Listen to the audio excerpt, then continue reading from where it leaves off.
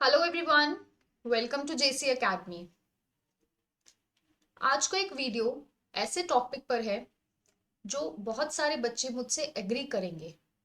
कुछ 1 to 2% of students will be there जो इस बात को नहीं मानेंगे, but majority of the students इस बात से एग्री करेंगे कि जो हमारा नेट है वो एक ट्रैप है। हाँ, ये मैं एक नेट एजुकेटर होने के तौर पे, एक जेआरएफ क्वालिफाइड होने के तौर पे बोल रही हूँ that net is a trap, it is a signal and not a success.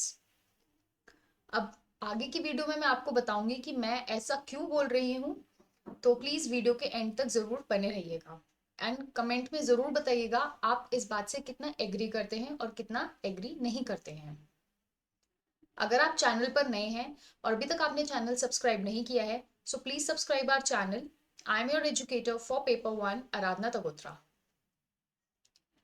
देखिए, NET, it is just a signal and not a success. ये ऐसा मैं इसलिए बोल रही हूँ कि बहुत सारे बच्चे इंक्लूडिंग मी, ठीक है, मेरा भी 5 बार नेट हुआ और 6th अटेम्प्ट में आई क्वालिफाइड जेआरएफ। लेकिन ऐसा क्यों मैं बोल रही हूँ बार बार कि नेट एक सिग्नल है, नेट एक ट्रैप है?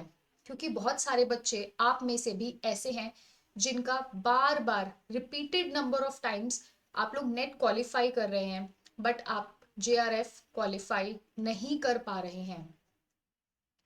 आपने जब इस जर्नी के लिए प्रिपरेशन स्टार्ट की होगी, obviously you started from a zero. आप एक स्क्रैच से, आप जीरो बेस से आपने स्टार्ट किया and you covered a long journey to achieve your NET. Obviously आपने बहुत सारा पढ़ाई की है, आपने बहुत सारी वीडियोस देखी हैं, आपने पेड कोर्सेज लिए, आपने यूट्यूब क्लासेस ली है, आपने जैसे मर्जी करके आपने नेट का एग्जाम क्वालिफाई किया and you were very happy. होना भी चाहिए, क्यों? क्योंकि 6% लोगों का ही नेट होता है from lakhs and lakhs of people जो इस एग्जाम को लिखते हैं, जो इस एग्जाम के लिए अपीयर होते हैं।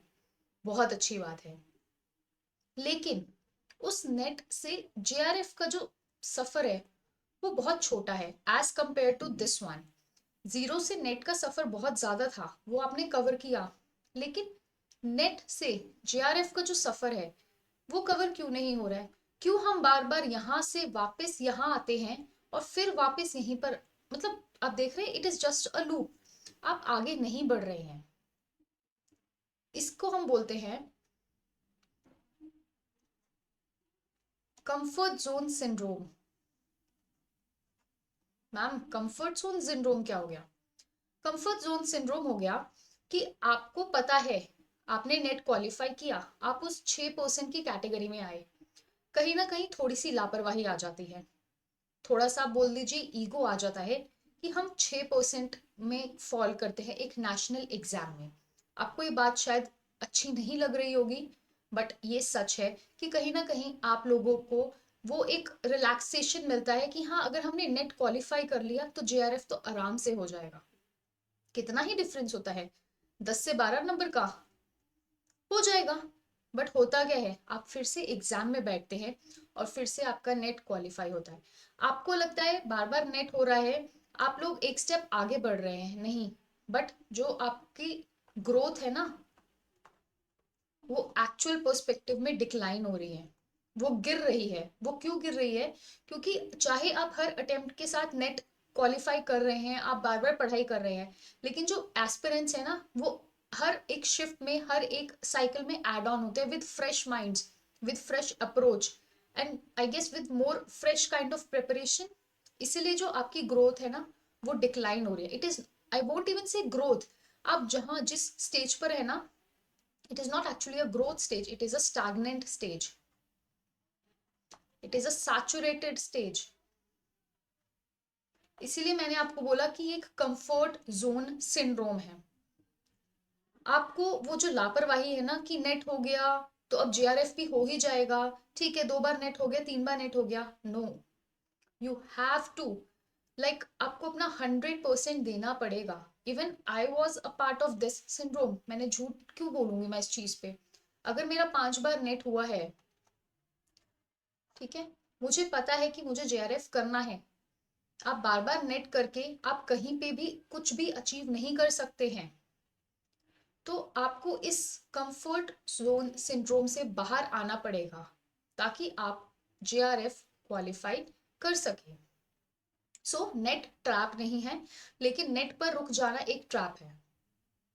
सो बार बार रिपीटेड नंबर ऑफ अटेम्प्ट्स में नेट निकालना, it is not an achievement. आपको एक बार खुशी होगी जब आपका फर्स्ट टाइम नेट निकलेगा, and obviously you deserve celebration, you deserve a big round of applause, क्योंकि इतना कॉम्पिटिटिव एग्जाम क्वालिफाई करना नेशनल लेवल पे, it requires something and you have that. ठीक है, सेकेंड टाइम नेट हुआ, ठीक है, उतनी खुशी नहीं होती है, बट ठीक है, देयर इज अ होप कि हम जेआरएफ कर लेंगे। 3 बार 4 बार, so that is a trap. और बहुत बच्चे इसी ट्रैप में, इसी लूप में फंसे हुए हैं। जब आप नेट क्वालिफाई करते हैं, सो आप असिस्टेंट प्रोफेसर के लिए एलिजिबल होते हैं। You are just eligible to become an assistant professor. एक परमानेंट स्टैम्प नहीं लगता है कि आपको नौकरी मिलेगी ही मिलेगी। It is just an eligibility criteria जो आपने फुलफिल किया है, आपने नेट क्वालिफाई करके, और ये लाइफ टाइम के लिए चलेगा। अगर आप पीएचडी में भी एडमिशन लेते हैं नेट के बेसिस पे, अगर आप पीएचडी में जा रहे हैं, आप रिसर्च की जर्नी अपनी कंटिन्यू करना चाहते हैं, आपको 8,000 से 10,000 तक का ही स्टाइपेंड मिलेगा from the university, which is not enough. आज के टाइम पे 8 से 10 हजार कुछ भी नहीं है, क्योंकि पीएचडी में आके बहुत सारे एक्सपेंसेस होते हैं। अगर तो आप घर पर रह रहे हैं, दैट इज फाइन, बट जो पीएचडी रिलेटेड है, आपको प्रिंट आउट्स चाहिए, ठीक है, आपको क्वेश्चनेयर्स प्रिंट करवाने हैं, अभी कोई बुक चाहिए, कभी कुछ चाहिए, बहुत सारे एक्सपेंसेस हैं। क्या वो 8 से 10 हजार में मुमकिन है? नहीं है। और अगर आप बाहर जाके, घर से बाहर जाके पीजी में रह रहे हैं, हॉस्टल में रह रहे हैं, तब तो भूल ही जाइए, आपको उल्टा घर से पैसे मंगवाने पड़ेंगे, अपने पेरेंट्स से बोलना पड़ेगा कि मुझे पैसे दीजिए, मुझे अपनी पीएचडी करनी है। सो अल्टीमेटली, चाहे एपी है चाहे पीएचडी है, जेआरएफ तो चाहिए ही चाहिए। क्यों? क्योंकि जब आप जेआरएफ कर लेते हैं, 37,000 per month is the basic जो फेलोशिप मिलती है, दैट इज 37,000। ऊपर से फिर जो टायर 1 टायर 2 के हिसाब से आपका जो एचआरए है, वो कम ज्यादा हो जाता है, and it is actually sufficient कि आपको पता है कि मुझे 5 साल जेआरएफ का पैसा मिलेगा, मेरी रिसर्च अच्छे से चल जाएगी, मुझे किसी पे डिपेंड नहीं होना पड़ेगा। आप एपी के इंटरव्यू में अगर बैठेंगे, एक तरफ आप है जिनका नेट क्वालिफाइड है, और एक तरफ एक और स्टूडेंट है जो नेट भी है, जो जेआरएफ भी है, जो पीएचडी भी है, और एक आप हैं जो सिर्फ नेट क्वालिफाइड है। ऑब्वियसली आप उससे बहुत कम हैं। So JRF is the ultimate goal. आप चाहे एपी के लिए ट्राई कर रहे हैं, आप चाहे पीएचडी के लिए ट्राई कर रहे हैं, प्लीज जेआरएफ को टारगेट कीजिए। So for all those students जिन्होंने नेट क्वालिफाई कर लिया है और बार बार वो नेट पर ही आकर रुक रहे हैं, तो आपको ऐसे पढ़ना है जैसे आप फेल हो गए हैं। नेट एक सेलिब्रेशन नहीं है, it is a warning bell. एक वार्निंग है, it is a high alert. वो साइन आता है ना ऐसे करके, ऐसे समथिंग, मतलब वो रेड कलर का danger sign, that is that sign. वो आप एक नेट का जो आपका सर्टिफिकेट आता है ना, आप वो कंसिडर कीजिए। जिसका नेट नहीं हुआ, जिसका जेआरएफ नहीं हुआ, उसको पता है कि उसमें बहुत स्कोप है इम्प्रूव करने का। वो जी जान लगा के पढ़ाई करेगा, मतलब वो बुक्स को अच्छे से पढ़ेगा, नोट्स अच्छे से पढ़ेगा, नोट्स बनाएगा, वो हर एक चीज करेगा जो एक टीचर बोलता है। चाहे उसने पेड कोर्स लिया है नहीं लिया, इट डजेंट मैटर, क्योंकि उसको पता है there is a lot of scope to improve. But जिसका नेट हुआ है ना, उसको हमेशा ऐसा फील करना है कि मैं फेल हो गया हूँ। ठीक है, नेट हो गया, इट इज फाइन, बट आपको अज्यूम करना है, आपने अपने माइंड को बार बार बोलना है कि मैं फेल हो गया हूँ, मुझे फिर से पढ़ना है। You have to restart, you have to restart from zero. अगर आप ऐसा नहीं करेंगे और आप उस कंफर्ट जोन में ही रहेंगे ना, तो आप सिर्फ उसी लूप में बार बार घूमते रहेंगे और आप कभी बाहर नहीं आ सकते हैं।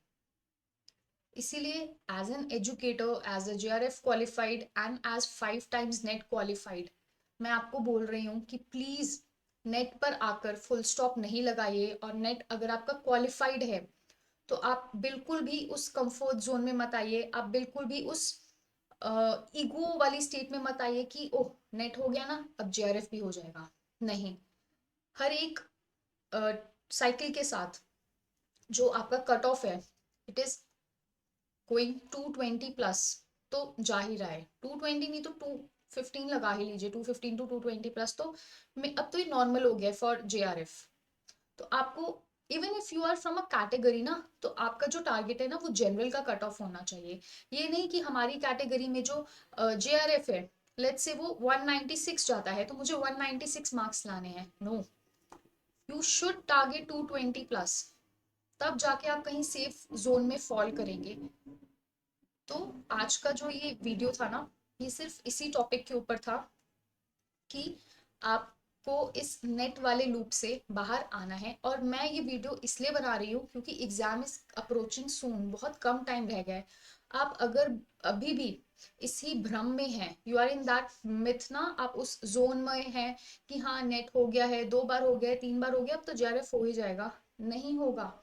आप फिर से वैसे ही पढ़ाई कीजिए जैसे आपने फर्स्ट टाइम जब आपका नेट क्वालिफाई हुआ था उसके लिए की थी। बिल्कुल जी जान लगा दीजिए, अपना 100% दीजिए, और फिर आपको JRF लेने से कोई नहीं रोक सकता।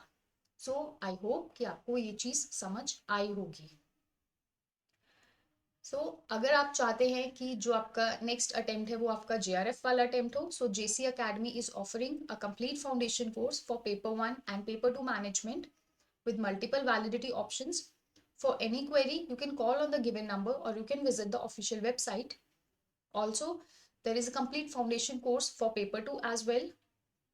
For paper 1 foundation course, scholarship offer of flat 50% off is going on. You can use the code GIFT50 if you want to avail the offer.